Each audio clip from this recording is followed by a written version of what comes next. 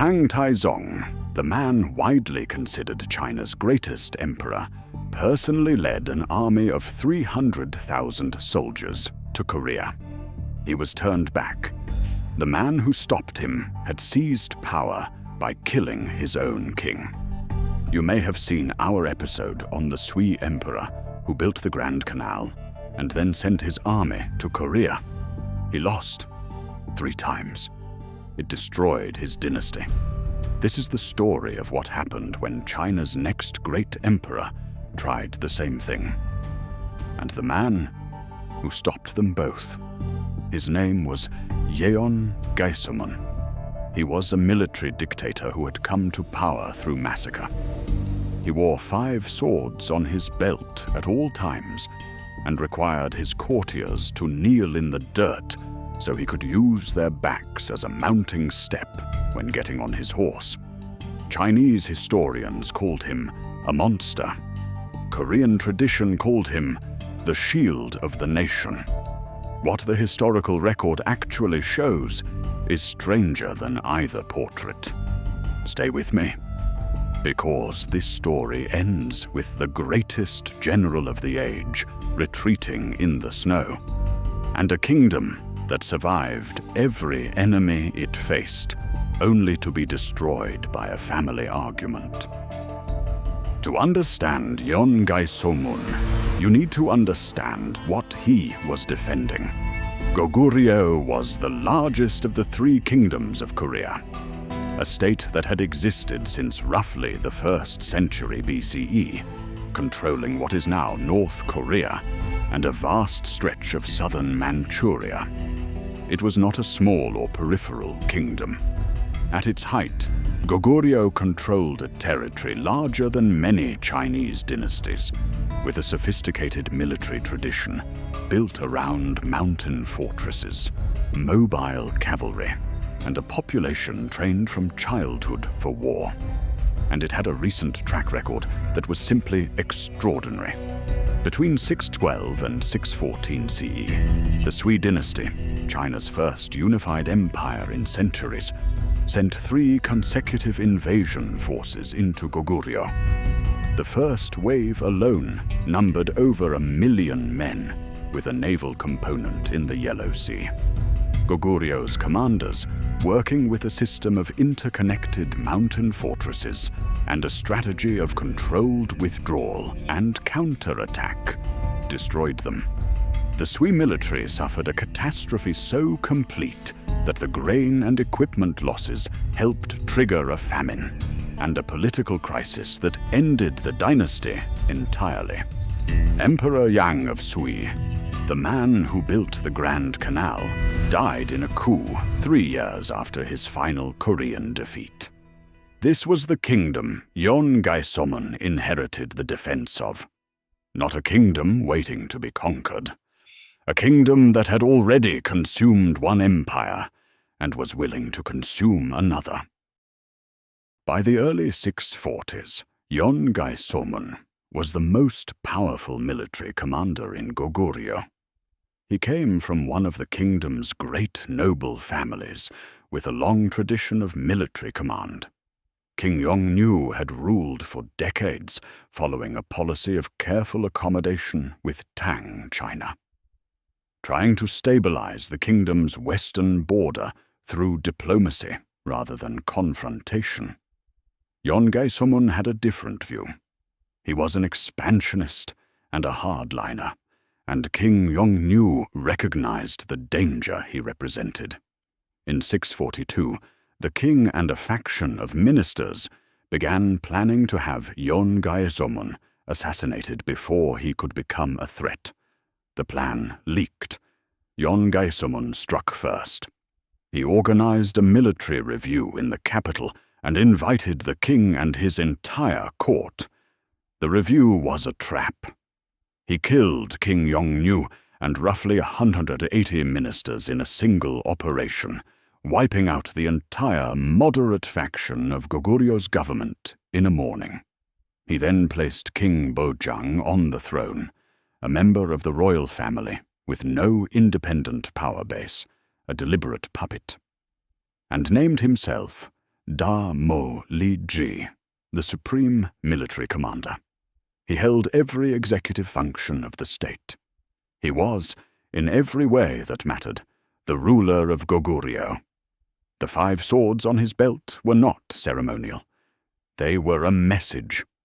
I have already killed a king and his entire court. Do not test me.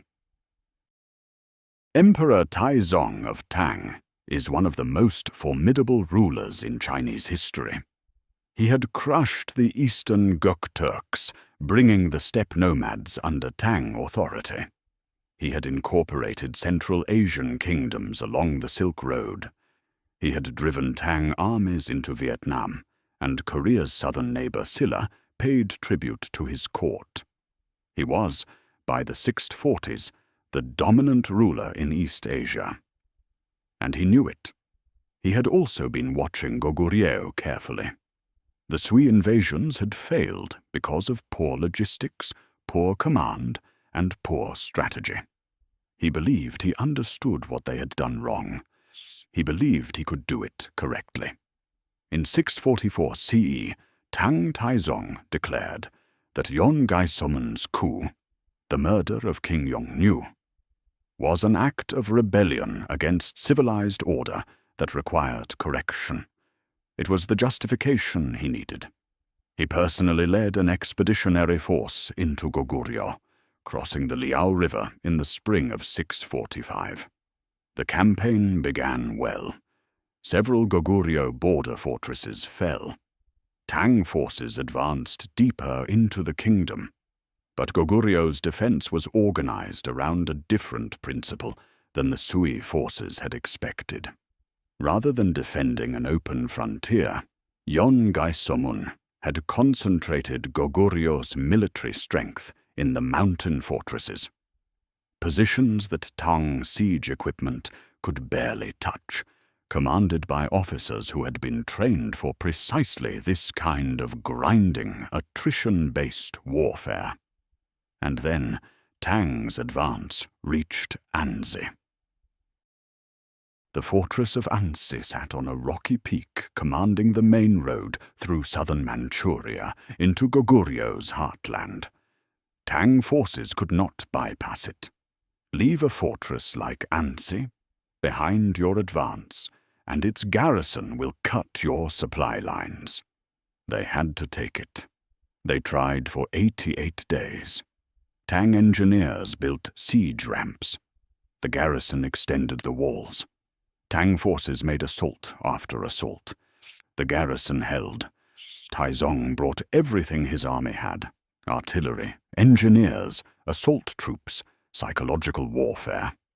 The commander inside the fortress, recorded in Korean tradition as Yang Manchun, reportedly appeared on the walls each morning. The siege did not break him. By October, the situation was clear.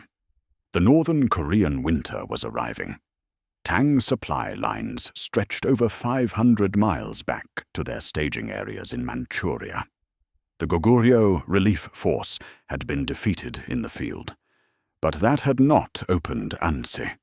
It had only removed any hope of relief for the garrison, who kept fighting anyway. Tang's army was exhausted, under-equipped for winter operations, and running low on supplies. Tang Taizong gave the order to retreat. On the march home, in the frozen landscape of Manchuria, Tang Taizong turned to his court and said, "If Wei Zheng were still alive, he would have stopped me from undertaking this campaign." Wei Zheng was his famous remonstrating minister, the advisor who had spent decades telling him uncomfortable truths, who had died in 643, 1 year before the invasion. Taizong was admitting that he should never have come. Tang Taizong tried again. In 647 and 648, he sent further expeditions, smaller than the main campaign, probing attacks that accomplished limited objectives, and retreated. In 649, he was preparing a third major invasion. Then he died in June 649, before it could launch. Yeon Gaesomun had outlasted the greatest emperor of the age. Goguryeo survived. 3 times, counting the Sui campaigns, a major Chinese empire had thrown its full military capacity at this kingdom. 3 times it had failed. Yeon Gaesomun died in 666 CE. He had held power for 24 years, maintaining the military structure that had made Goguryeo impregnable. He was, by any measure, one of the most successful defensive strategists in Korean history. And then his sons started fighting over who would inherit control. His eldest son, Yeon Namsaeng, was pushed out of power by his younger brothers.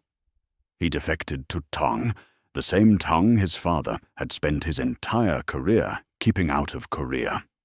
He led Tang forces into Goguryeo. In 668 CE, a combined Tang-Silla alliance invaded from north and south simultaneously. Goguryeo, which had held against China for decades, collapsed in a single year. The kingdom that had broken the Sui and turned back Tang Taizong was gone, 2 years after Yeon Gaesomun died, because his sons couldn't agree on which one of them should run the country their father had spent his life defending. The paradox at the center of Yeon Gaesomun's story is not that he was a brutal dictator who also happened to save his country. It's that the very methods he used to seize and hold power, killing everyone who might challenge him, concentrating all authority in himself, leaving no independent power structure that could survive him, made his death fatal to the kingdom. He built a one-man fortress, and when the man died, the fortress fell.